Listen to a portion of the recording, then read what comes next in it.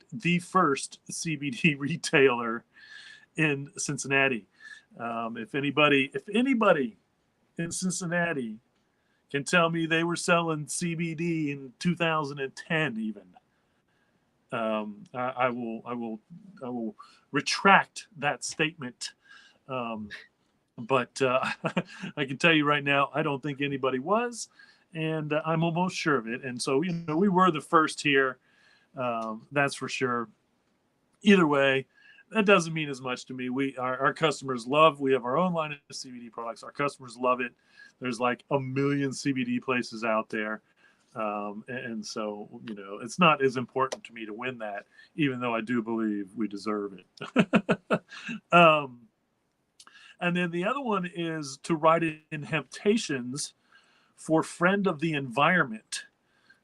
We are not on the list. I used to write me in personally, but it looks like now it's like they've kind of changed it to more businesses as opposed to actual individuals who are friends of the environment. And there is no better friend to the environment than Hemptations, in my opinion.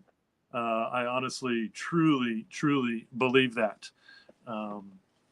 And so there you have it. Keep an eye on everything one way or another. Go vote. It's kind of, you have to give them a lot. You give them your name and your email now and your zip code. Yeah. And then again, they really just want you to opt into the mailing letters and newsletters and things like that, which you can or can't do. Yeah. But they have made it harder, which I like, honestly. I like because the easier it is, the more possibilities that people will pull shenanigans and one way or another. But I think that this makes it pretty fair. You really got to go through some stuff. But if you're a true Cincinnatian, trust me, there is plenty of categories and cool stuff to vote on, and I always go to other categories, obviously, friends, businesses, but like even local stuff. I try to put my real, true opinion. Although, it's tough to vote on your Indian restaurant when you've only eaten at like 3 of the 12, but I know which one's my favorite. I really think unless you've eaten at all of them, I'm not sure you can vote as to which one's the best. But, I suppose for the same steak, unless you go to all the green, sustainable goods stores on the list, who's to say whether we're really number one or not? You have your favorites. Go vote. Yeah, that's it. Go vote. Your vote matters. Whether you vote for me or not, it does. I think last year, they said there was over 1 million votes casted. Wow. And that is, it's brilliant. That's a lot of votes. But there's a lot of categories too. So, if you voted on every category, then, that would add up pretty quickly. Yeah. But anyway, vote on the categories that you want. There's 6 different categories, and then they list everybody, all the different subcategories, I should say. Restaurants and is in one, arts and whatever. You'll get it. Go there. Go to citybeat.com, as it says there on the bottom. Click on the best of. Click on the go vote. Go vote. There you go. Go vote. So tomorrow morning, if you are anywhere, you can go on the internet to the 55 KRC. It's at iheart.com. That's 55. I'm going to be on the Brian Thomas Show at 8 a.m. We're going to be discussing all things cannabis in the state of Ohio. And so no matter where you are in the world, you can go to 55krc.iheart.com. And that's where we're going to be. The Brian Thomas Show, 8 a.m. in thy morning. I don't know where that we're Eastern Standard Time, so depending on where you are in the world, I don't know. You can figure it all out from there, one way or another. And I don't know if they do. I'm not positive, but I would almost assume that you could then go back and maybe listen to the show later. I don't know if they repost. I mean, I can't imagine that they could repost every radio show, but maybe if Brian Thomas has his own iHeart sub page or something, it's very possible that they get posted. The shows get posted to there, and watch them anytime you want. They have a podcast. Listen. I should say listen anytime you want, because it's I don't think we have cameras in that studio. I'm not going to be there anyway. I'm calling it in. I used to run over there, but it's just as easy to stay home at this point. I think when COVID hit, we started kind of going to me not coming in, but I always like to see my boy Brian Thomas face to face when I can. His father and our family went to the same church when I was a kid. And he had, he's become a friend of mine. He was a friend of my brother's, a lifelong friend of my brother's, still is. I shouldn't say they're not, since childhood. But anyway, there you have it. Brian Thomas tomorrow morning. Jedi Hemp, the beach will be there talking about all things cannabis in Ohio. And there's a lot of stuff going on with cannabis in Ohio. If you don't know, or you do know, or you want to know, because there's some confusion as to what's going on, of course, because it's Ohio and it's cannabis, and our governor is not cool about it at all. And so there's definitely be some issues. Hey, thanks for watching, Germany. I love the way you guys have been growing hemp. Okay, well, let's get on with it. We got a good show. I got a lot of news today. So let's jump right into the product spotlight. And the product spotlight is one, people have been really wanting THCA. Okay. THCA, they're making a big deal about Delta 8, Delta 9, all that, but they're way behind because THCA is where it's at now, one way or another. So we have pre-rolls, 4 different kinds of pre-rolls, and then I don't know what they call it, dabs or wax or shatter, or it's not shatter. I don't know, but those bottom packages are 1 gram.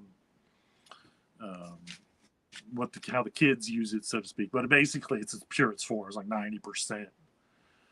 Okay, and the pre-rolls are like 3 of them are 20%, and 1 of them, if I saw right, was actually 30%. And I can tell you once again, 100% legal, industrial hemp. They're boosting those THC numbers hugely. Look into THC if you don't know about THCA. And again, this was something that we do have. We've had it in the vape form, in a disposable vape for a while. And they're very popular. But getting the flower in is something that we've really wanted to do because they can boost the numbers, and it's insane. And so we should actually have flower sometime soon, possibly as well. The pre-rolls are flower. There's one that's got keef in it. There's one that's diamond coated, they call it, which again, I took a couple hits of it, and man, we are not selling to minors. And, we're almost, making sure that the customers know that this stuff is the real deal. Anyway, so there you have it. THCA at Hemptations. Check it out. How about a tablet case? Do you need a tablet case? Everybody still has tablets, whether it's a iPad or something else. I don't know what else is. I'm an iPad. I'm an Apple person. Love me, hate me. Everything I own is Apple, and so I don't know what Microsoft's tablets look like or anything, but I'm sure, and again, this is the selection in the Sharonville store. They're just basically zipper protectors more than anything. but just kind of a simple thing to keep it a little safer than not having something on it. I'm not going to say it's going to keep it from breaking, but they're nice little zipper bags, basically, for any tablet or anything that would fit in there that you want to put in there. Either way, I'm not here to say. I'm not here to judge. How about a keychain? Do you need a keychain? Anybody need a keychain out there? These are actually two different companies, and so you have Lost Harvest, which I'm not sure is still around, and then is it Planet? I can't see. It's like Earth Dog. Earth Dog. That's what it was. I knew it was something like that. Earth Dog. My vision just ain't what it used to be, and I should know that. Something like that. Earth Dog. Whoa. Turn off the. We are. It's an echo. It's like me talking to me. Holy jeez, that was weird. Oh, that was some good stuff. Anyway, and again, these are just keychains. Good old fashioned hemp keychains. The Earth Dog ones match the collars and leashes and all those things that we carry. We used to carry Lost Harvest leashes. I don't know if they had collars. I think they had both. I'm not positive on that. Possibly they might not have even had either. Just the keychains. So I'm not sure what I was thinking there. But there you have it. If you need a keychain, once again, good selection of keychains at the Sharonville location. I have to get some of these maybe down to Northside. I don't know what they're like down there on those. And last but not least, a little hemp honey soap. Made locally in Dayton, Ohio. Many different scents. Who can't use some hemp soap? I will have to say as a teaser, that I am hoping within 2 or 3 weeks that we may actually be doing a product spotlight on Hemptation soap. Because I think that I am going to start making soap, hemp soap. Nice. And maybe our own Hemptations lotion, for that matter too. And so, just one more thing, and I want to occupy my time with, one way or another. All right, there you have it on the product spotlight from the store. Now, the one from my door, I like to say it has 2 different names, because it is my hemp pot holder. That's right, it's a pot holder made out of hemp. And then I also say that you could call it a pot hemp holder, because some people would look at that and say that's a pot leaf. It is made out of hemp, and it is a holder. And so, good stuff. But that one hangs in my kitchen area at this point, one way or another. So, there you have it, folks. 4 from the store, 1 from my door, here on the High Noon Hemp Show. That's Indeed, which of course brings us to our continuing. Basically, I see this now every week as continuing to build our case for the Guinness World Records people if they ever answer my incessant tweeting, which they have not yet. I don't know what their social media person does. I guess they're not combing through their tweets or their X posts to see potential record holders. But one day we will be recognized, and one day we have all of this beautiful evidence of the world records that Beach will officially have, which will then launch this show into fame, into the stratosphere, and will be independently wealthy from being video podcasters. It's a wonderful scenario that I'm trying to kickstart. In the meantime, I ask Beach a question, and Beach tells me all about what he's wearing because it's all made of hemp. When I ask, what are you wearing, Beach? It's true. If you're wondering, what are you wearing, Beach? And I have two new pieces of clothing, maybe 3 possibly, because I don't know if I've ever worn this particular headband on my head, which was in fact made here at Planet Everywhere. These are little headbands that have come down over the ears, keep the ears warm as well. That is a hemp hoodlamb peacoat there on top of everything, so to speak. Um, Underneath the pea coat, I've got the Hemp Company long sleeve button down, and underneath that, a T-shirt never seen on the High Noon Hemp Show. This is my Burndom, which Burndom is a local glass blowing collaboration. Um, and again, this is another one of those shirts that I found in a box that I just can't believe was in a box. So you're seeing it for the first time here on the High Noon Hemp Show. Also being seen on the first time on the High Noon Hemp Show are those pair of corduroy pants. Now they're actually carpenters cut. They have the big pocket on the one side for your hammer, or the loop on the one side for your hammer, the big pocket on the other side, on this side, for your nails or whatever else. So they are carpenter pants design. Those are Hempy's corduroy carpenter pants. Once again, I'm almost 100% sure that I have never worn these on the High Noon Hemp Show. Holding them up, you can see my Hempy's belt holding up my Hempy's pants. In my pocket there, of course, as always, which kind of is camouflaged in with this color. Very difficult to see. Is my Green Springs Technology pen, always in my pocket if I got a pocket. Underneath it all, I love bad briefs. My socks are the Satori Cantilever, and then my boots are Wicked. Now, you can rest assured that you have not seen this color combination a whole lot, if ever, because I very rarely ever try to wear black and yellow, especially during the regular NFL season. That's right. Because of my ultimate rivalry feelings for the team that I don't like the most. I don't hate anybody or anything, but the team that I don't like the most just happened to be black and yellow.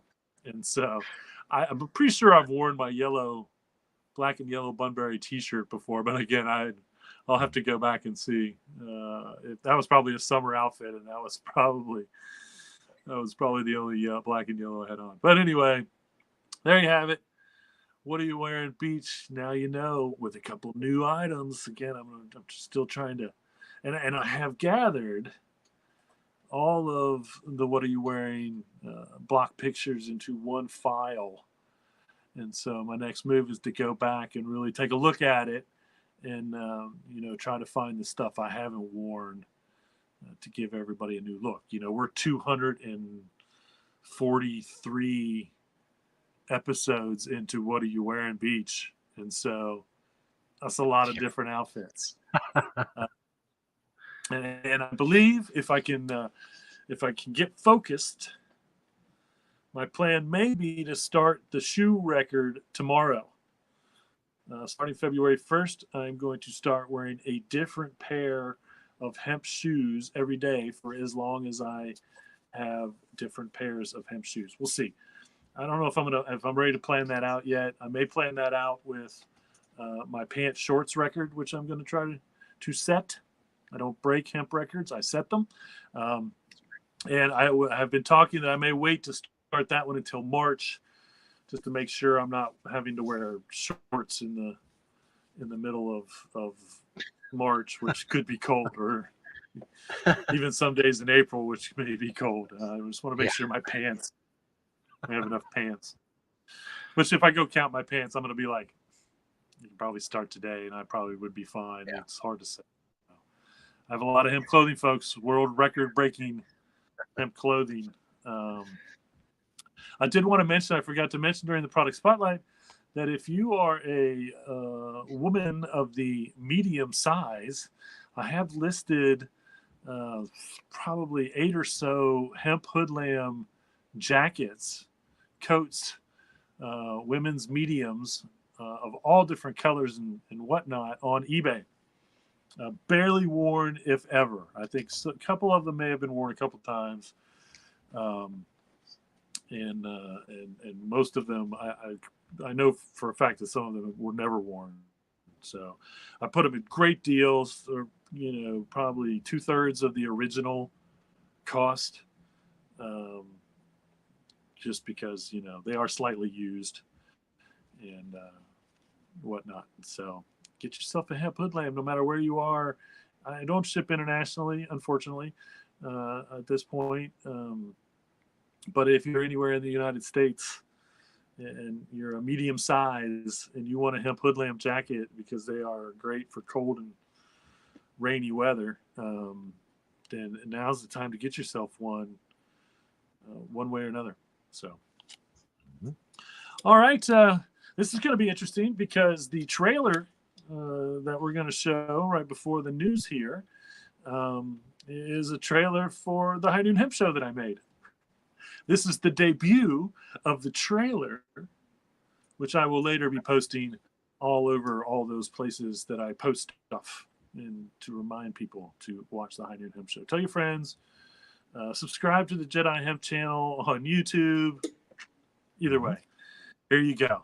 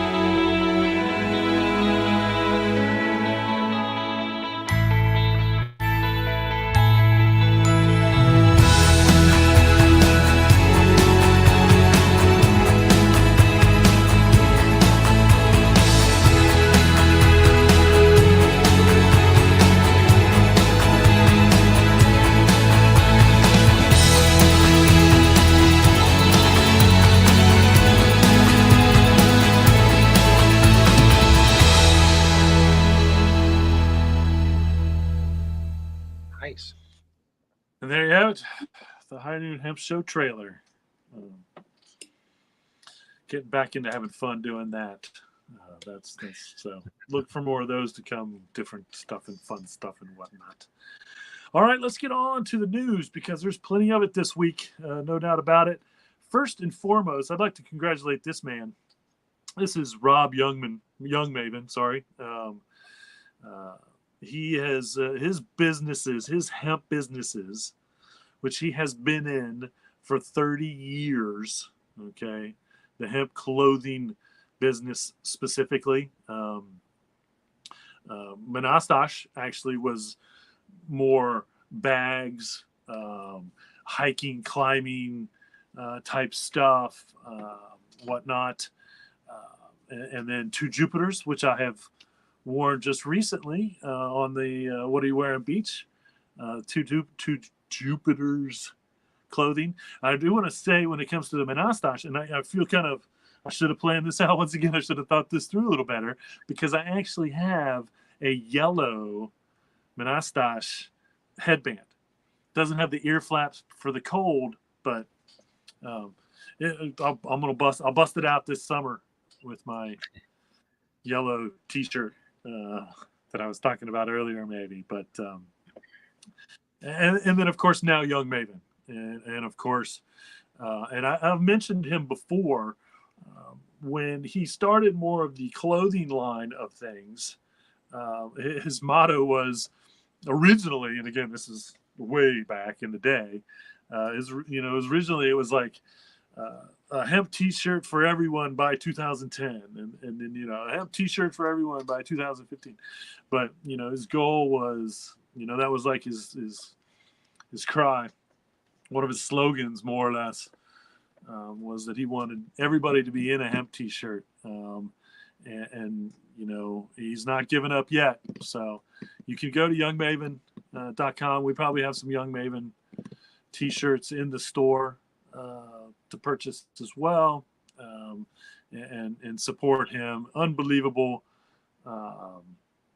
what he has done, and again, other than possibly his own personal collection, I would actually maybe stake claim to having the largest personal selection of his goods that he has made over those 30 years.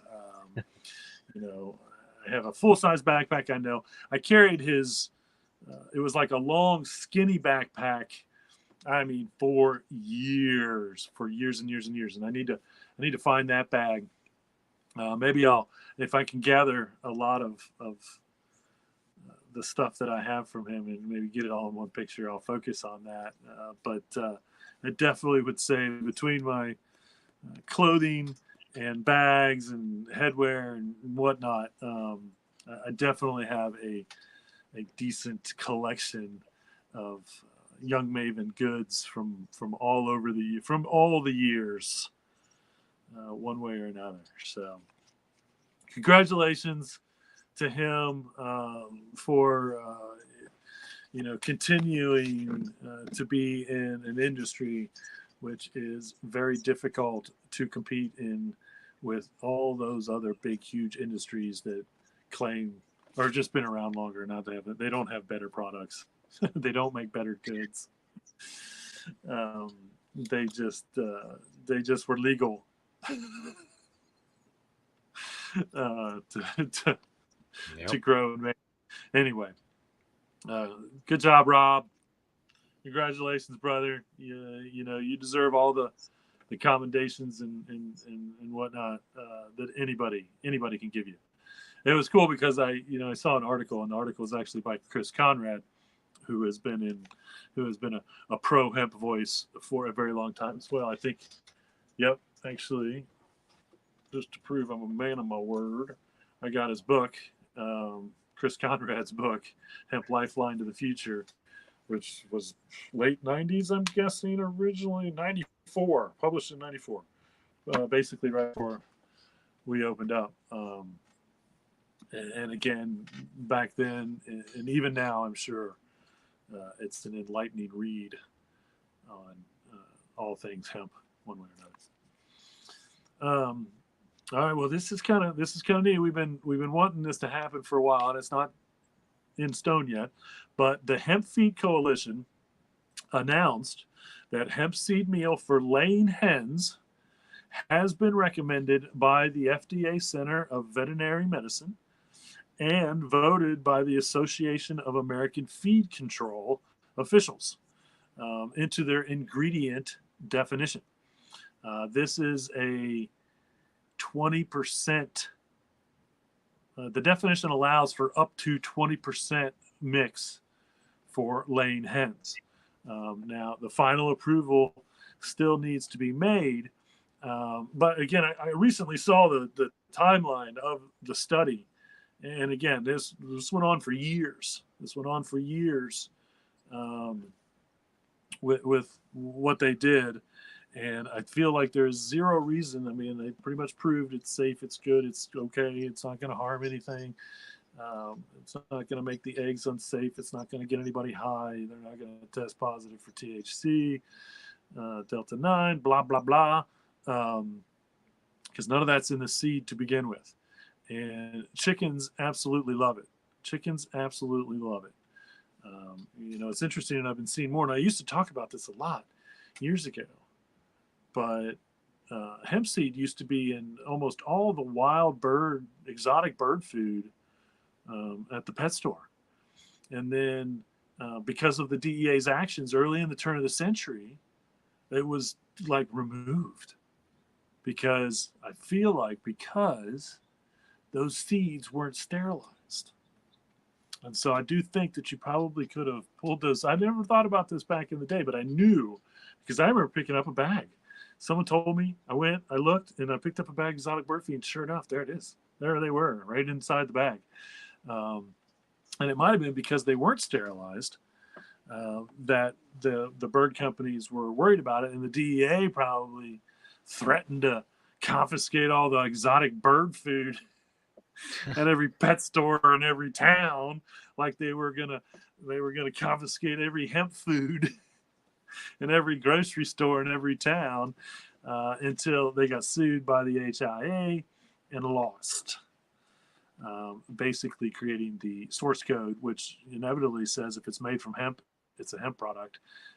If it's made from marijuana, then it's a marijuana product, and the DEA can do something about it. So hopefully this will get final approval soon, and we're going to see a lot more. I think laying chickens. Not that their conditions are always the best, but this is free range, organic. No matter what, everybody that sells their eggs to the public will be able to use that 20% mix, and it will be allowed. And so I look forward to one of the all natural, organic, free range, cage free egg companies like putting a big chickens fed hemp on their label. I recently, I always buy cage free, as I want the chickens to be as happy as they can be doing their job of laying eggs for us. But I spend more for that, and I always have. But I even got duped into spending just a little bit more because now one of them was claiming to be carbon negative. And so I was like, oh, man, you're going to guilt me into buying your eggs because you're touting yourself as carbon negative. So they were only like 50 cents more, but, you support the things that you believe in. Whether, again, I don't know if my other cage-free organic eggs are, I'm sure they're at least carbon neutral. I can't believe that they would be carbon positive in any way, but I don't know. I didn't even look at the label on the box well enough to actually, and then they did say like why they were carbon negative on there. But anyway, it's good stuff. Good stuff, one way or another. So Nike is releasing 2 different shoes. I don't know how I feel about these, but they sure look hemp. And they are. There's plenty of hemp, I suppose, on them. And Nike tends to use hemp as a fabric and hemp as a color description. But that canvas on there, the front, the tongue, the side, and I believe the toe, the front of the top, that is definitely all hemp. And so that's an interesting look. And the laces go like at an angle up the side, and so it's almost more like a slip-on, obviously, than a shoe you may even have to tie or not. I don't know. I don't know the purpose of that little flap that we're looking at right there, other than I'm glad it's made out of hemp, but I guess it's just kind of hold this side of the shoelaces. Anyway. So it's an interesting look. This look it's not, I don't know if it's popular, but it does seem like they do make more shoes in this kind of slip-on look. And, I used to love the Nike Trunners before I stopped wearing non-hemp shoes. The Nike Trunners, which were basically slip-ons, they were my favorite shoes ever. I really thought I could go out and run in them because they fit my feet so well. So anyway, love or hate Nike, we can appreciate the fact that they are using hemp. Now, the next one here I really like. Well, I wish their blue would have been Kentucky blue, not North Carolina blue. Yeah. I do have a love for baby blue, only because when I coached basketball, we had baby blue jerseys or T-shirts and whatnot. Anyway, that was way back in the day. But I really like the looks of these. Once again, you're looking at the tongue, the sides, and the top, and the front, and the back, all made out of hemp. And so, Nike's, and these they say they're available at Nike.com. They're not necessarily cheap, but again, 9 times out of 10 I've seen when they release a hemp Nike, they do it all exclusive, and I've never been able to get a pair. These are supposed to be at Nike.com for sale, or if you have the Nike shoe app, check there, maybe see if you want to get yourself a pair, support the hemp idea, again, one way or another. Okay, so this next chart is just kind of fun. This is the cannabinoids and human health chart. And so, I kind of leave this up if you want to screenshot, shoot it. But it kind of has everything, from CBD to CBN to THC and some of the other cannabinoids that are out there. And obviously it shows you the chemical compound, how it breaks down. So if you like those kind of things, and then again, it kind of gives you again. I am not giving medical advice. Only this chart is doing that, and so I'll post this once again to the Hemptations Beach Facebook page and some other places maybe. Just to get it out there for people, and I can't believe I'm so far into this, and I just thinking, should I have a High Noon Hemp Show Facebook page? I don't know. I don't think I need to. I think it's just, you go check Hemptations Beach. You're probably watching at the Hemptations Beach Facebook page, but start checking the page more, because I am going to start posting, definitely more stuff from the show like this. I did go, like I said last week, I posted the recipes that I talked about on the show. And so you can check the Hemptations Beach Facebook page tomorrow, and they'll have these pictures up there and some others and whatever else I feel like is important. So Kansas is making a move, which is pretty cool. It has been approved for them to reduce the license fee for both farmers and processors. Okay, apparently it was $1,200, which is ridiculous, as ridiculous as the $1,000 in Ohio. But they're gonna cut that to $500.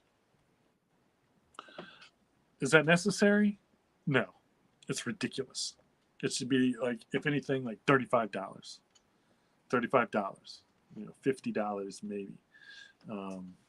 Again, farmers aren't going to pay that much for licensing just to grow a crop. I don't see it. I don't understand it. I don't see it one way or another. But at least it's better than it was. Which means in Kansas, not that cannabis friendly of a state, is actually starting to embrace the idea of growing industrial hemp. It has been, but there's so much more room. I mean, it is such a agrarian state. It's flat. I mean, I feel like almost all parts of it, it's almost all farming. I think that's all and it's a pretty decent sized state. I definitely think that the upper part of Kansas would be great for the fiber, because it tends to do better in that cooler upper part, and I think the whole state, it would be good for grain, and they grow a lot of grain, they grow a lot of grass and grain and all that stuff out in Kansas, and so I think as a rotation crop, it's brilliant, probably one way or another. So at least thank you, Kansas, for making it a little easier on the pocketbook to grow this great plant, one way or another. And I'm looking at you, Ohio. I'll send them a letter. Somebody send them a letter. Somebody call them and tell them, hey, Kansas was smart enough to reduce their licensing for farmers and processors. You should do the same. And again, it should be $35. It shouldn't even be anything. If you don't have to pay a license to grow corn or cotton or soy, and I should say soy or cotton, you don't have to have a license or buy a license or pay for a license to grow cotton or soy or process cotton or soy. Do you have to have a special license to process cotton or soy? I don't think so. Then you shouldn't have to for hemp. Again, that's the goal. The High Noon Hemp Show will be on the air until those days come, or I'm hopefully not too old. I'm going to be, because if it takes that long, then it's ridiculous. Again, I definitely think within 10 years, maybe, after this farm bill, maybe the next farm bill in 5 years, they'll take out all that processing necessities and all that stuff. And then the states will back off of all that. And, we'll just buy our hemp seed, we'll grow our hemp, we'll sell it to a processor, whether it's to make clothing or food or CBD, and go on from there. All right. It looks like Florida's, man, I tell you, I don't know what Florida has against hemp, but they are continuing to just stick a jab in its side. I guess this new Florida bill, and again, what they're doing is they've set a limit as to how much Delta 9 can be in the end product. And from what I'm seeing, there's a good chance that this would make full spectrum CBD very difficult to sell or legal. Depending on the amount of CBD and then now the amount of allowable Delta 9 in the full spectrum. And they're also doing something else I think I saw, which is they're changing the definition of the weight to wet instead of dry. So right now, it's the weight of the dry material and then tested for the 0.3%. Whereas, and I guess, again, what that means is now all of a sudden the tincture, they're going to say you can only have 0.3% per liquid weight or wet weight. And again, it's like, I guess I can just be hopeful that guy dropped out of the presidential run, because God, I can't even imagine what he would have done to the cannabis world. Florida's generally cannabis friendly, although they are one of the only states that, when voted on to legalization, it didn't pass. But that's because they had to get 60% of the vote, because they got like 56 or 57, just like we did here. But in Florida, for a ballot initiative or whatever, however it was defined, you have to get 60% for it to pass. Ridiculous. That too. Recreational, personal use cannabis should be legal in the state of Florida. They've had medical for a while, and I do believe that they are, in fact, going to vote on it again, if I saw correctly. Which, again, if it doesn't pass, it's just ridiculous. Well, and again, it shouldn't be that 60%. That seems unconstitutional. That's what they were trying to do in Ohio. Luckily, Ohioans were smart enough to say, that's not majority. That's not fair. If 50.1% of the people believe that it should be legal or passed or whatever, that's the majority that is passed. Luckily we passed with 57% personal, which is helping us. Even our illustrious governor has admitted that the people have spoken, and we spoke pretty loud. And again, he's not cannabis friendly. So anyway, I feel bad for CBD people in Florida. In 30 days or so, it may be very difficult for you to get the products that you regularly just go down to your store and pick up. So, we'll see how that really how that really works out in the long run when it comes to CBD products and whatnot. So, of course, I've been going through all kinds of stuff, and I found this really interesting chart of the UK Shiv / what we call herd, which is, again, that outside part of the stalk that we make bedding from. And you can see from this chart that at the time, they were using almost half of that Shiv / herd for animal bedding. And I think it was specifically for horses or something, equine maybe. And then there was another large amount that's for animal bedding. And so, like over half for sure was used for animal bedding at the time. You can see 15% for construction. And again, this was 13 years ago. And so that's that's a pretty good number depending on how much it was. And then 17% for other, which, I'm not sure what that other may or may not have been. But it'd be kind of interesting to see if I can find out if the EA, the European Hemp Association,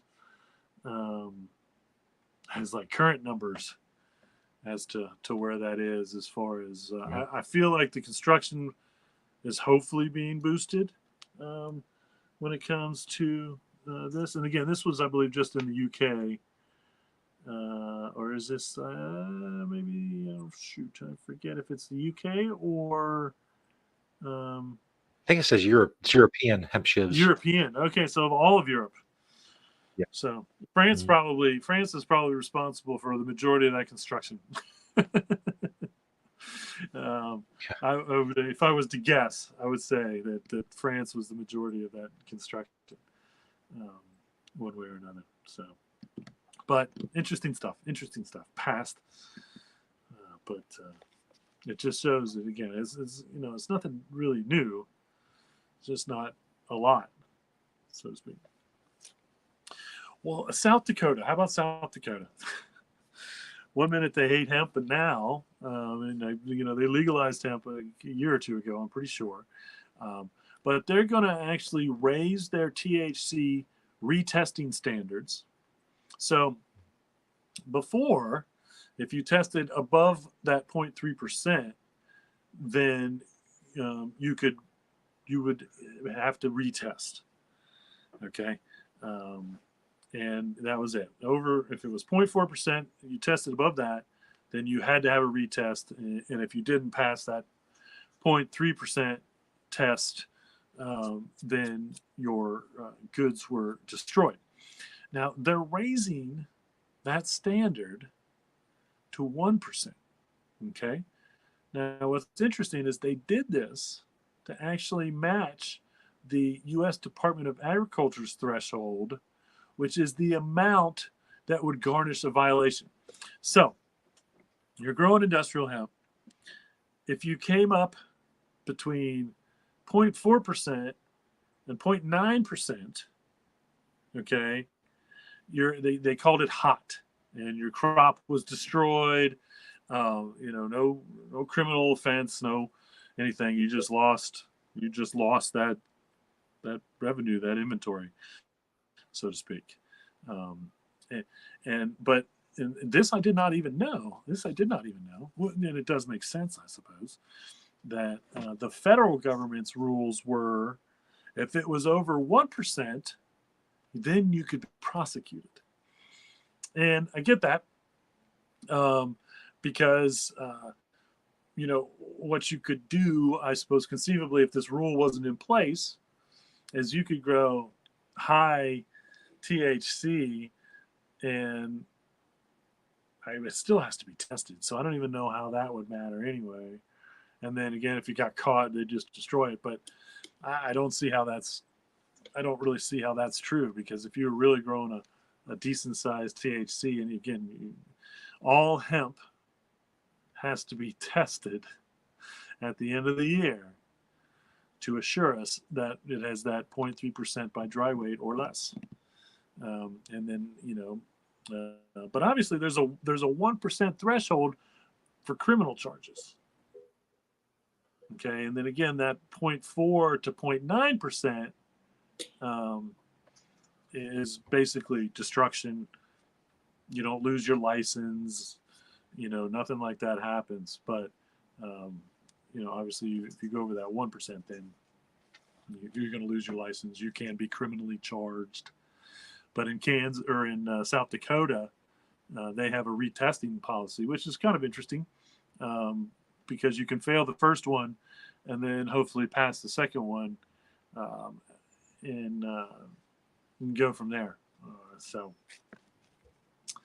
we are trying our damnedest as a coalition of hemp supporters to get that 0.3% raised to 1% in the new farm bill. I think the one thing that we have going for us is that they have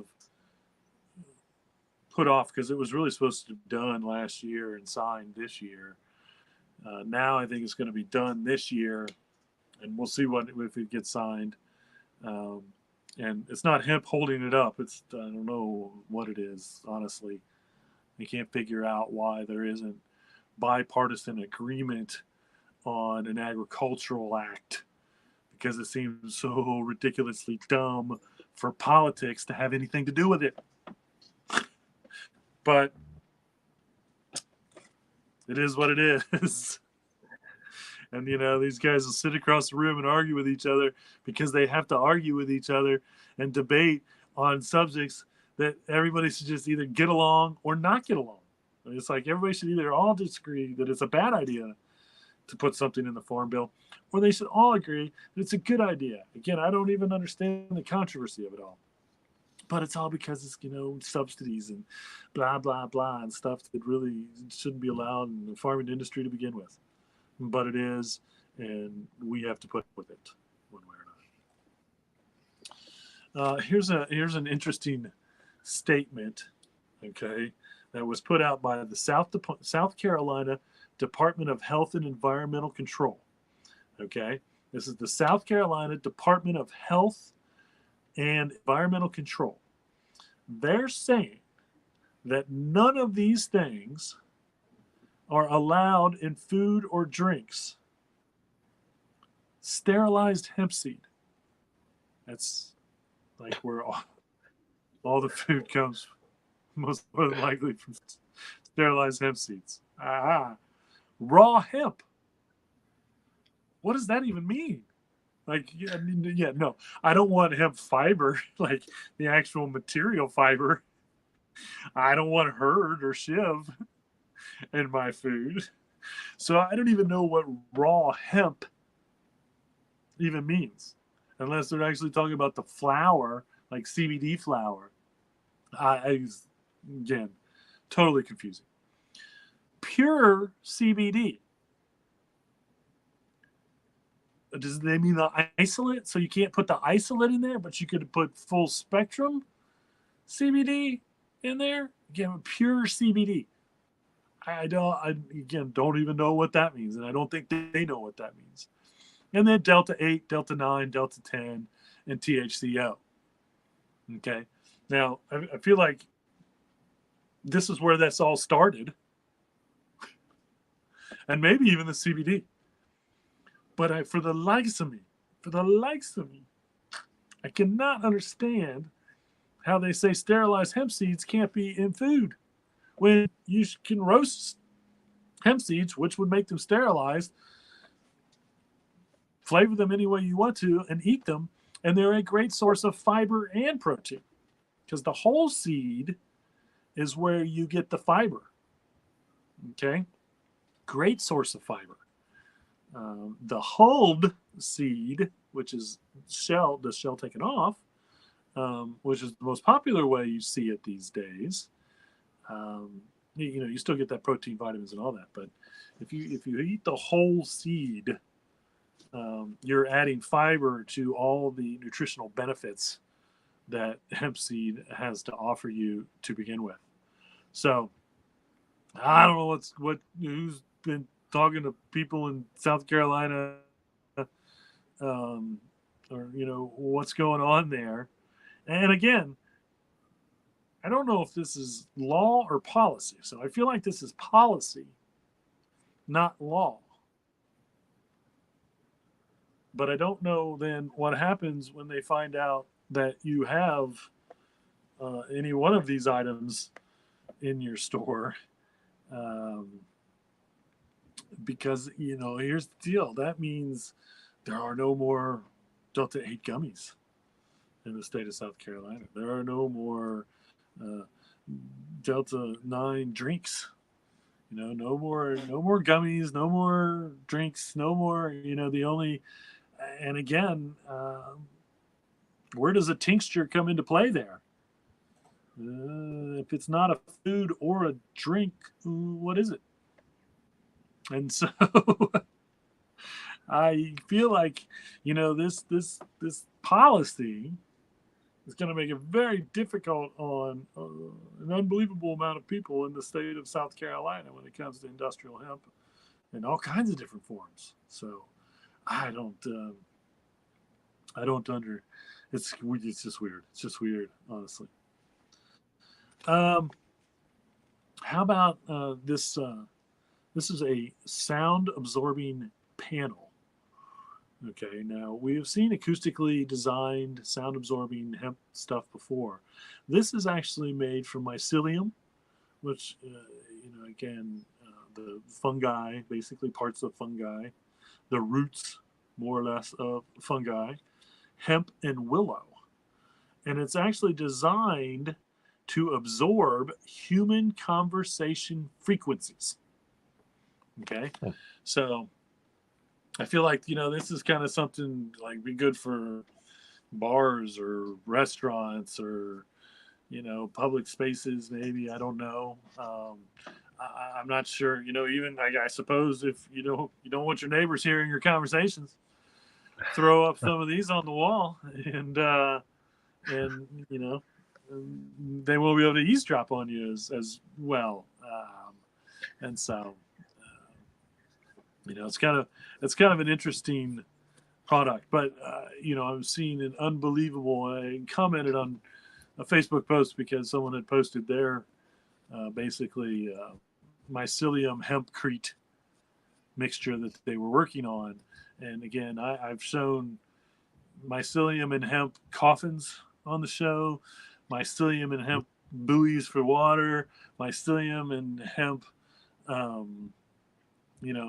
There's all kinds of stuff that seems to be combining mycelium and hemp.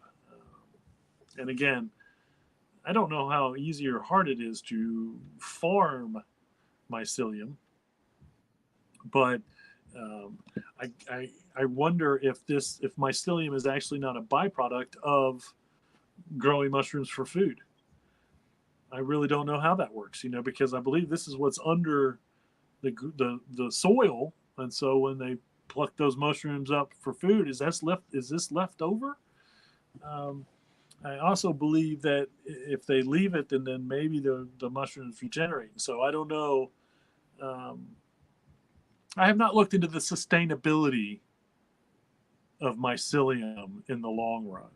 Okay, and this is kind of goes back to like bamboo for clothing and whatnot. Being touted as sustainable there for a little while, but the process, just like cotton, was not sustainable. And so, bamboo is a great, if we can, utilize its byproducts effectively, it's a great sustainable idea because it grows so fast, so tall, that you can get so much biomass out of it, depending on what you're using it for. And say, but we have to look at the process of the products that they're making. If they're using something that's being grown, and then the process is not earth friendly, then that's not sustainable.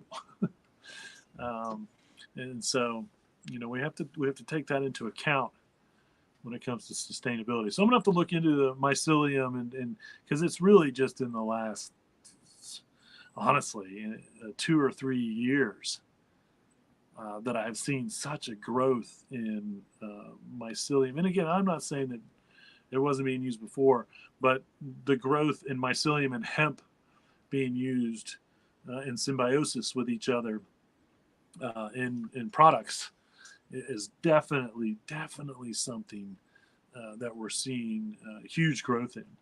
And again, I see food packaging.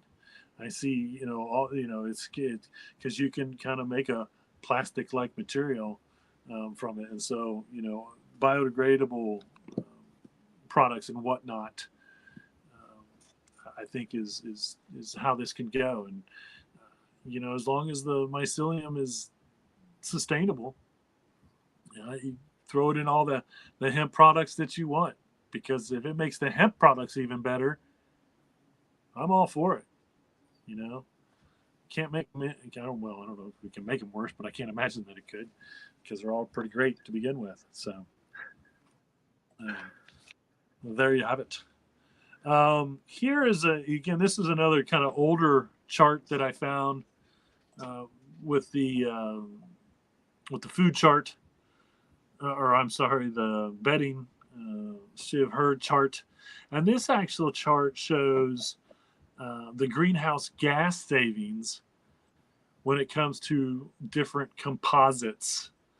And again, this is a couple different, like PPE or PP at the beginning there. And again, the yellow, the shortest one, is one type of hemp.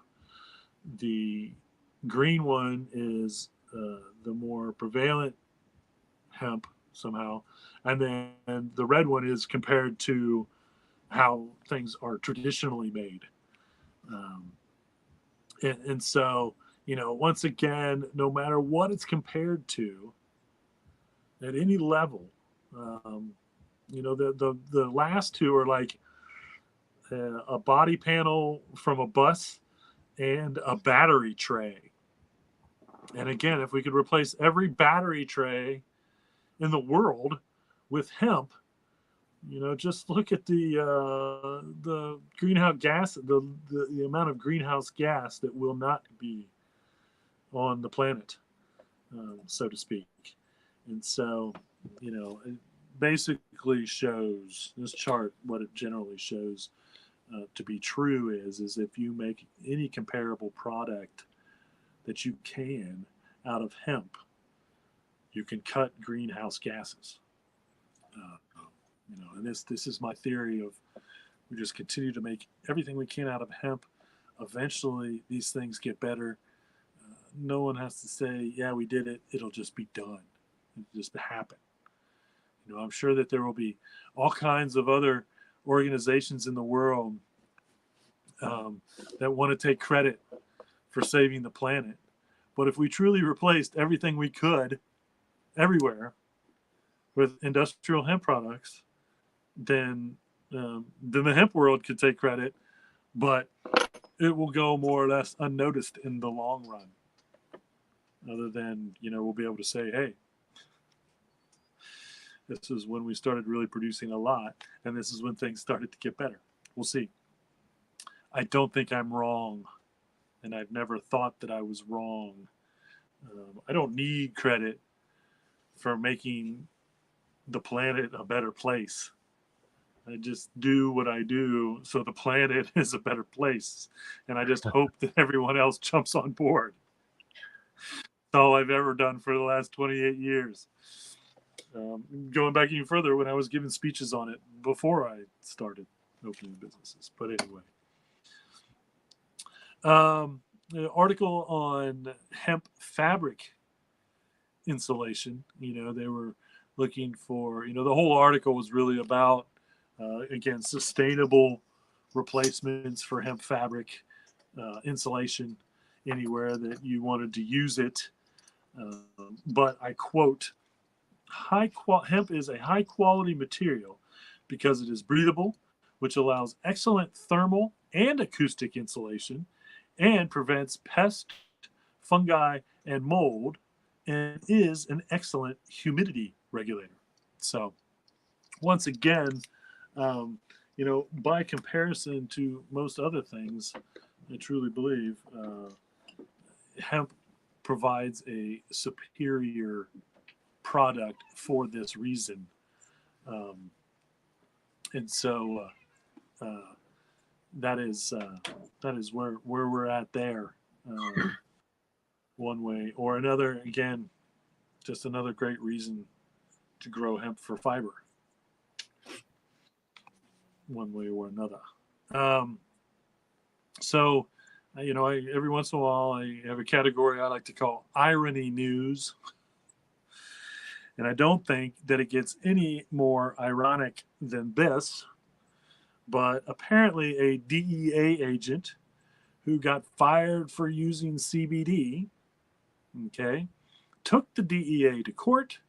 In fact, proved that the firing was unjustified and got his job back as well as all his benefits and everything else. Okay. Um, Now, what they proved was there was no clear policy on CBD use. Now, the interesting thing was, and again, I don't know how or if it's possibly true, and I want to believe that it probably is true, that he consumed so much full spectrum CBD that he failed a drug test.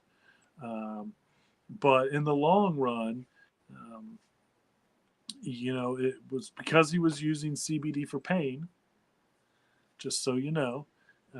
And maybe he was using quite a decent dose in one way or another. Made him fail a drug test. He lost his job. And of course, I would only guess that the DEA probably drug tests to like 1 nanogram. So if you literally have, the standard test is 50 nanograms or above, you fail. There's a substandard 20 nanograms test and you fail. But, I can see the DEA testing, and if there's 1 nanogram of THC in your system, you fail. And so, once again, CBD product made him fail his drug test. He got fired. This is a DEA agent. Got fired, sued the DEA, won, got his job back. Um, I'm sure the DEA has already changed their policy to a no CBD policy, which is like the military. Just so you know, every branch of the military has adopted a zero hemp policy. And when I say zero hemp, I mean you can't eat hemp food, you can't use hemp shampoo, you can't wear hemp clothing, you can't use CBD if you are in the military. That's their policy.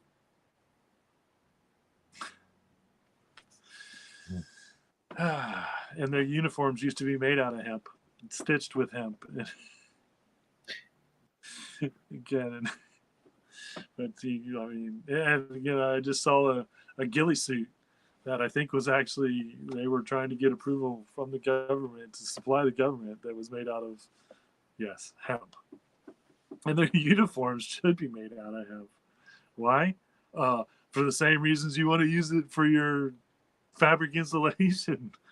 It prevents pest, fungal, and molds. It is an excellent humidity regulator. It's very wicking, and so it doesn't seal moisture in. It allows the moisture to get out, which is why we sweat and why we release moisture. We don't do that so that it stays on us. We do that so it's gone, and that is a part of the human body. So, anyway, here's a cool little DIY project for you. This is a hemp wrapped picture frame. This comes from @handmade_Selen, SELEN. And, again, I just found it online, but that's who originally did this. And they go through the whole process, which is pretty easy. You just take the picture, the glass and all that out. And then when you just have the bare bones frame of the picture frame, you just start at a corner and just start you start wrapping. You wrap it all the way around. I did not notice. Hopefully, they didn't use a lot, if any, glue.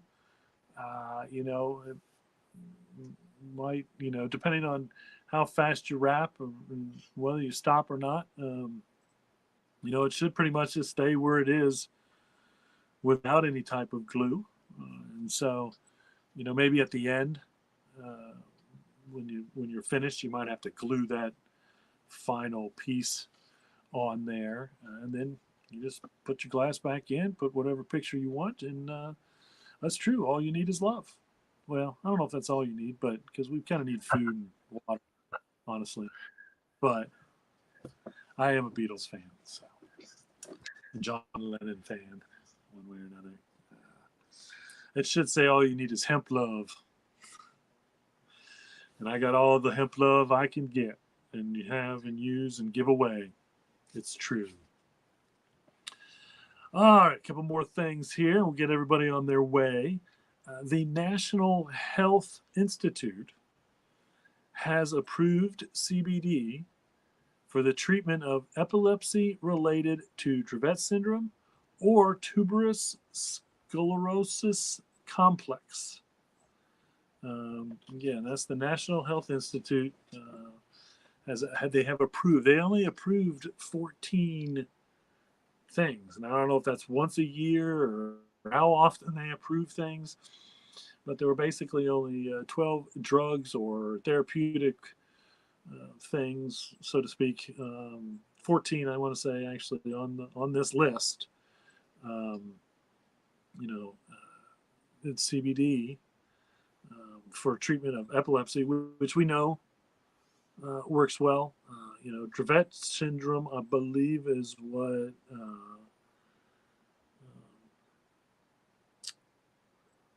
well, I know there was a girl here in Cincinnati that had it, and they were very much pushing for hemp to be legal as well as cannabis. And then they ended up moving to Colorado because the medicine that their child needed was 100% legal there for Dravet's. And so, Charlotte is who I was thinking of, Charlotte Fiji, who has since passed away, but, had a much better life and probably longer life than she would have had without CBD. And so, we know this is true, but thank you, National Health Institute, for recognizing this to be true. And speaking of CBD drugs, so I guess a Canadian biotech company has submitted an application with the FDA to initiate a study on CBD, their CBD drug, okay, for hypertension. So we'll see. We'll see. I don't know what the process is anymore. I don't know how much of a study they've done. I don't know if they just have to get approval to do the study and then do the study. I don't know how that works. My understanding was in the past it would take 5 to 7 years before a drug would be approved. They may have shortened that length of time. I suppose it all depends on the study and the outcome and the science of it all, one way or another. But it and again, I wholeheartedly believe that yes, they should take as much time as needed to significantly prove whether something is beneficial or not beneficial or has a negative impact on one's health. Okay, those are things that I definitely cannot disagree with, and so I believe that is true. One way or another, there should be significant proof.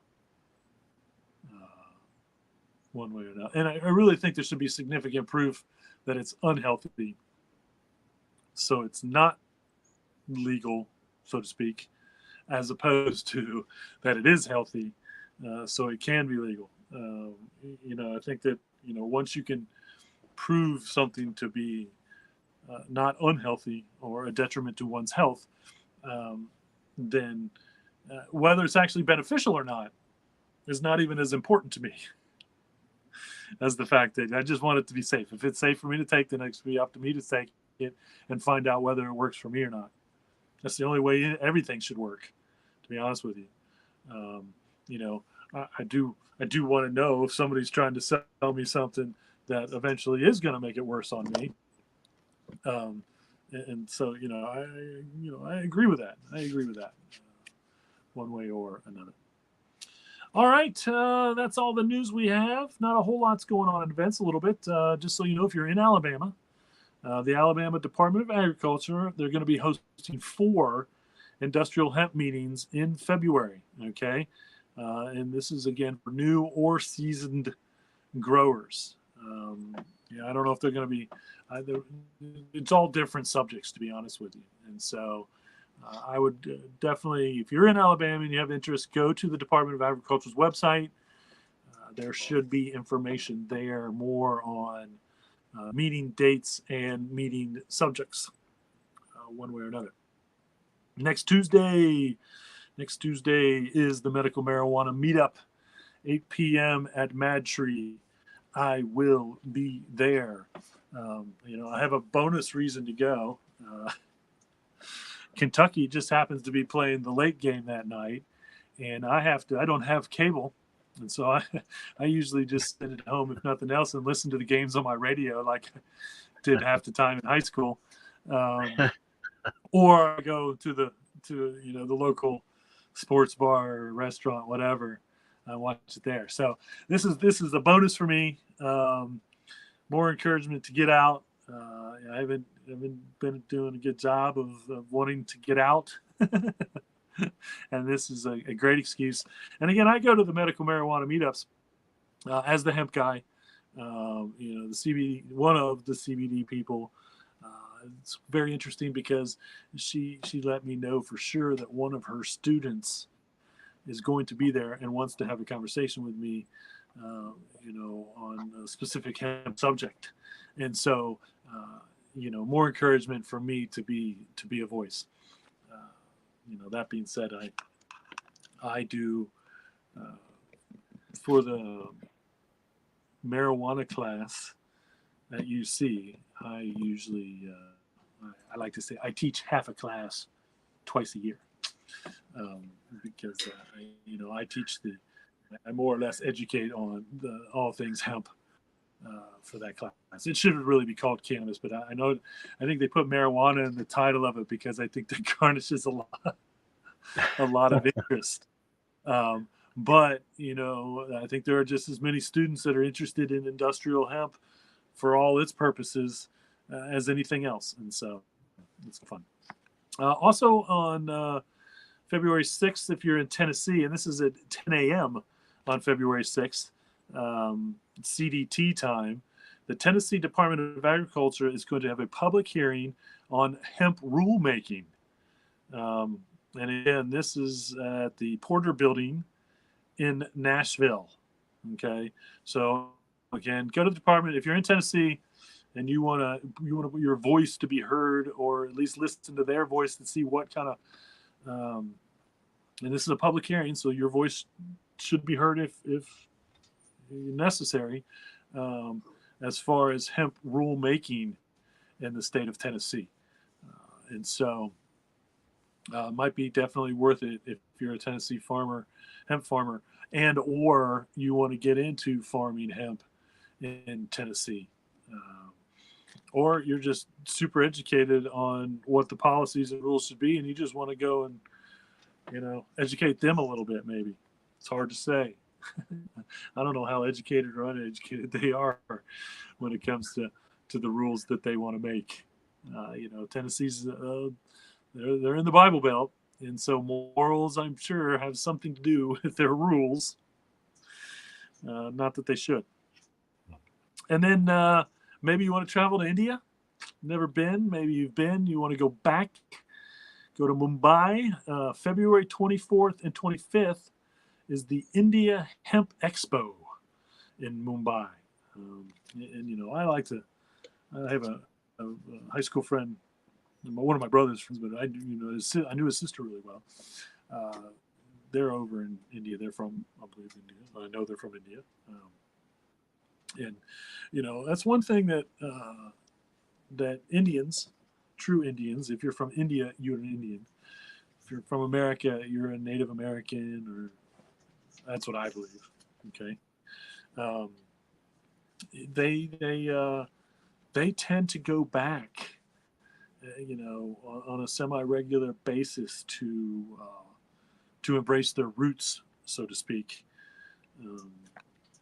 Which I think is pretty interesting. I don't know how much of the Chinese culture does that. I don't know how much of the Asian culture does that once they get to America, if they really have any desire to go back and embrace their roots. I'm not saying they don't, but I do know that Indians, they do, and it could be because a lot of, if not the majority of Indians in this country, the majority of their family actually still lives in India, one way or another. So, all right.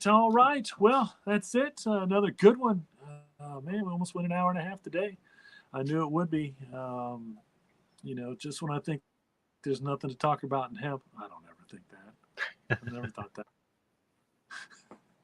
If I didn't find one news article, I'd figure out how to sit here and talk to you about for 45 minutes easy. The news articles just make it a little easier. I don't have any beach thoughts. You've heard them throughout the show. I haven't seen any questions. And of course, you can also ask me those questions at the Temptations Beach Facebook page, if you would like to. Either way, if you ever have any questions, I'm happy to field them if I can, one way or another when it comes to hemp. So there you have it, folks. Remember, reduce, reuse, recycle, make everything else out of hemp. Having Temptations. See you all next week.